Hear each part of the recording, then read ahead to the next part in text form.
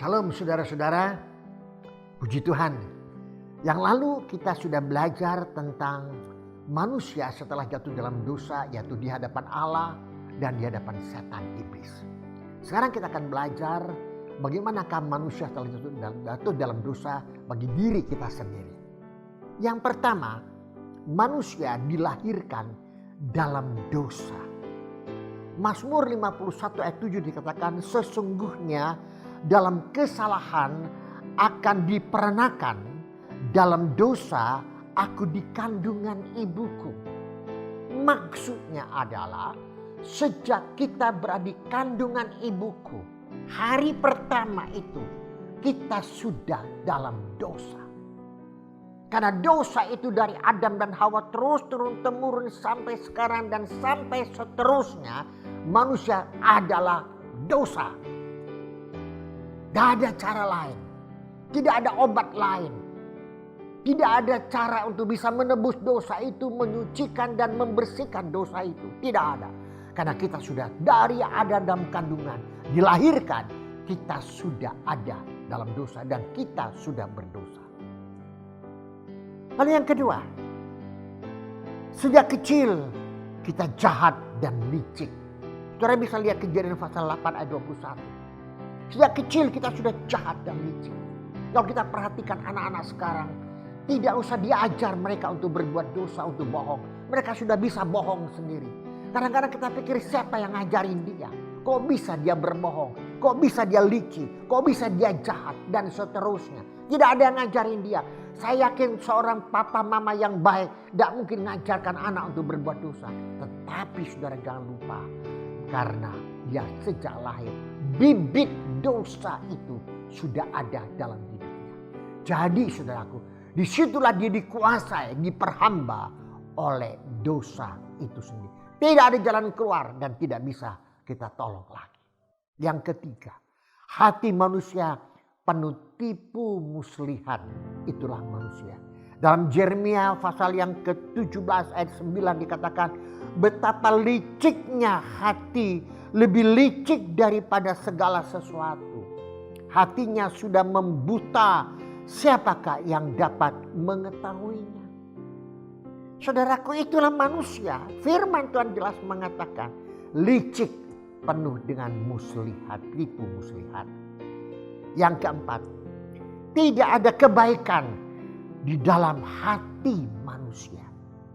Roma 1 ayat 18 dikatakan, sebab murka Allah nyata dari surga atas segala kefasikan dan kelaliman manusia yang menindas kebenaran dan kelaliman.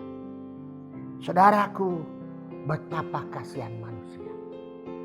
Manusia sudah jatuh habis semuanya. Tidak ada lagi harapan. Yang kelima, manusia menjadi musuh Allah dan anak yang murtad. Dalam Kolose 1 ayat 21 dikatakan, juga kamu yang dahulu hidup jauh dari Allah dan yang memusuhinya dalam hati dan pikiran, seperti yang nyata dari perbuatanmu yang jahat. Kita menjadi musuh Allah. Anak yang murtad di hadapan Tuhan. Yang keenam, tidak mengakui Allah. Roma 1 ayat 28 dikatakan, dan kamu, karena mereka tidak merasa perlu untuk mengakui Allah, maka Allah menyerahkan mereka kepada pikiran-pikiran yang terkutuk, sehingga mereka melakukan apa yang tidak pantas. Itulah mereka. Mereka tidak lagi mengakui akan adanya Allah. Bukankah demikian? Mereka katakan, aku tidak perlu Allah. Aku tidak perlu percaya kepada Allah. Terlalu banyak sekarang. Bahkan orang-orang yang disebut orang yang beragama sekalipun. Bahkan yang lebih hebat, orang yang disebut orang Kristen pun, akhirnya dia tidak mengaku adanya Allah. Dia mengaku bahwa dirinya adalah Allah. Dianya ini adalah Tuhan. Saudara, dia tidak mengaku. Yang ketujuh, manusia sudah menjadi hamba dosa. Yohanes 8:34 dikatakan, kata Yesus kepada mereka, aku berkata kepadamu sesungguhnya setiap orang yang berbuat dosa adalah hamba dosa. Kita adalah budaknya dari dosa itu sendiri. Yang kedelapan, akan mati dalam dosa. Kita akan mati dalam dosa. Yohanes 8:24 dikatakan, karena itu tadi aku akan berkata kepadamu bahwa kamu akan mati dalam dosamu.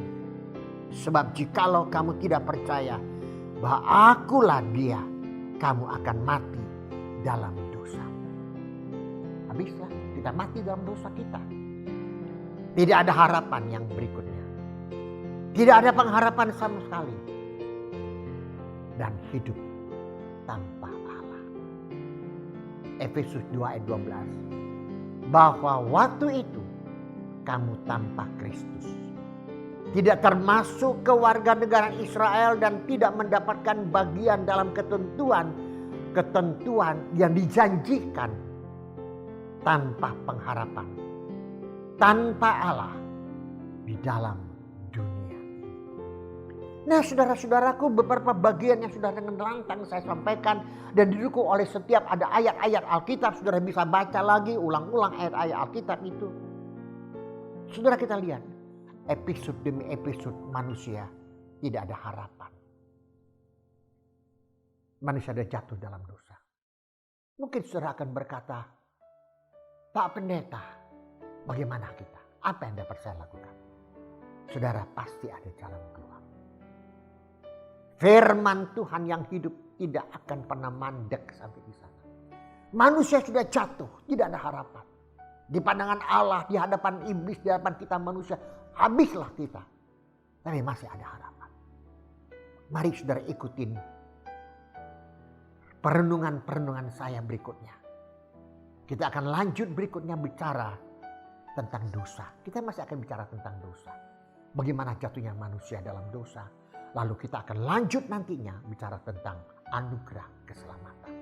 Namun sekali lagi saya katakan, perlu kita simak baik-baik. Inilah kita, inilah saya, inilah saudara. Keadaan seperti ini. Ikutin saya terus. Soli Deo Gloria. Tuhan Yesus memberkati saudara. Amin.